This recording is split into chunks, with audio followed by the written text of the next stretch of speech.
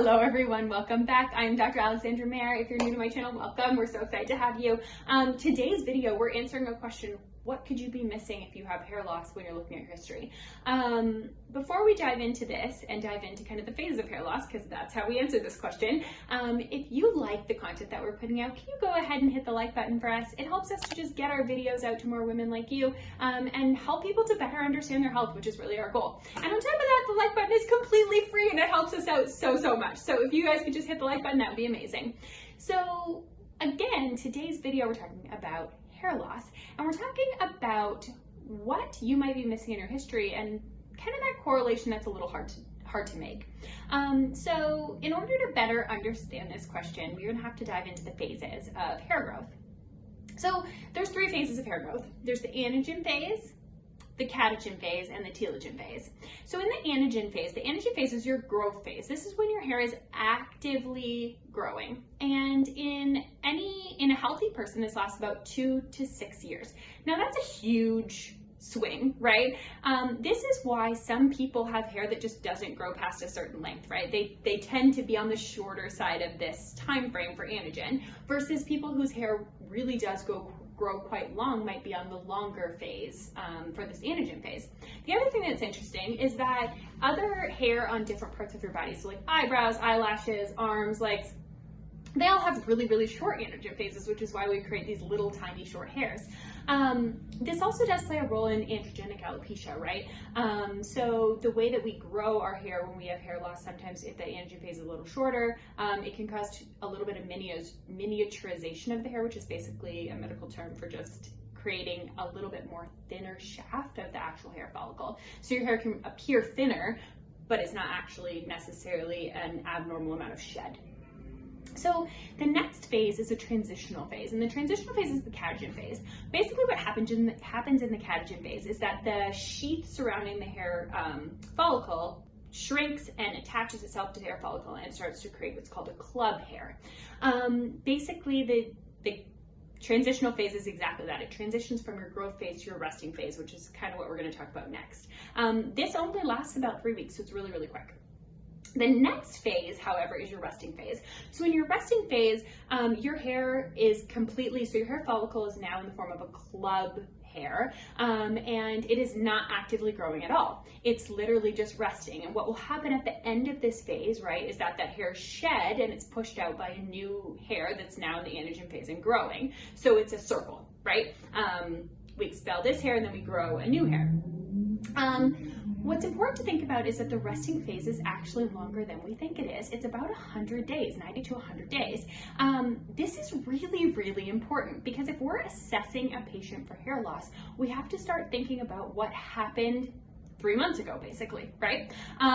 There's a condition called telogen effluvum. Telogen effluvum is basically like a stress to the system that then causes hair loss.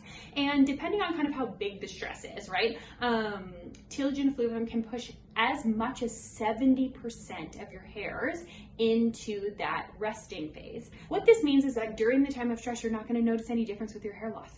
But 3 months later, that's when you're really going to start to notice those changes. And sometimes it can become really hard to correlate. What actually made me want to do this video is that, so this year I was planning a wedding, and needless to say, with everything going on, right, wedding planning was not the easiest, least stressful thing in the entire world. And May 22nd was our wedding, which would have been about 3 months ago now. And at that point, the stress came completely to a head. Things were just really, challenging. And I noticed recently that my hair has been falling out a lot more. And it's funny, I treat hair loss in my office, and I still had to step back and be like, okay, yes, this is probably from the stress I had a few months ago.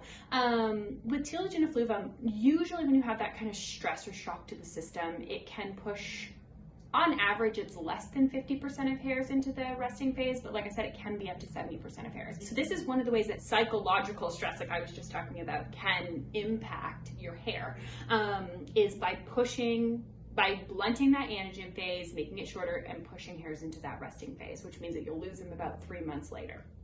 There are other stresses to the system that we need to talk about. So obviously psychological stress, illness is huge. So we are hearing a lot this year about like post-viral hair loss as well, right? So that can also be considered a stress to the system. Chronic dieting or malnourishment and decreased protein intake can be a huge stress to the system. And it's actually interesting. So I was talking to my hairstylist and she was telling me that by looking at somebody's hair, she can actually see if there's been a change in diet, or if there's been a change in nutrient status, or if they started new medications, because their hair will be completely different. So it really does matter. Oral contraceptives can be considered a shock to the system in some patients, right? So in some patients, oral contraceptives can actually impact hair loss. Certain antidepressants have side effects of hair loss. And there are other medications that can cause hair loss as well. Other things to think about would be nutritional deficiencies. Things like iron deficiency, and we've talked a lot about this in previous videos. Not just iron, but your storage form of iron, so checking your ferritin levels because your hair follicle is really high in ferritin. All of these things can change and kind of push your hair into the resting phase so that it's going to be more likely to fall out in about 90 days. So basically, if you're experiencing an increased amount of shedding right now, like you feel like you're losing hair way more than you should be, you may want to take a look at your life 90 days ago. Did you start a new medication? Did you start a new job? Did you have a life stressor, right? Were you sick 90 days ago? Were you doing some crazy diet 90 days ago that maybe wasn't working very well for you? And that can give you a big clue as to what's going on in terms of diagnosing that new hair shedding. So tell me, is this something that you knew before? And is there anything in particular that you've noticed with hair loss that's been really beneficial for you? We'll see you next week for next week's video.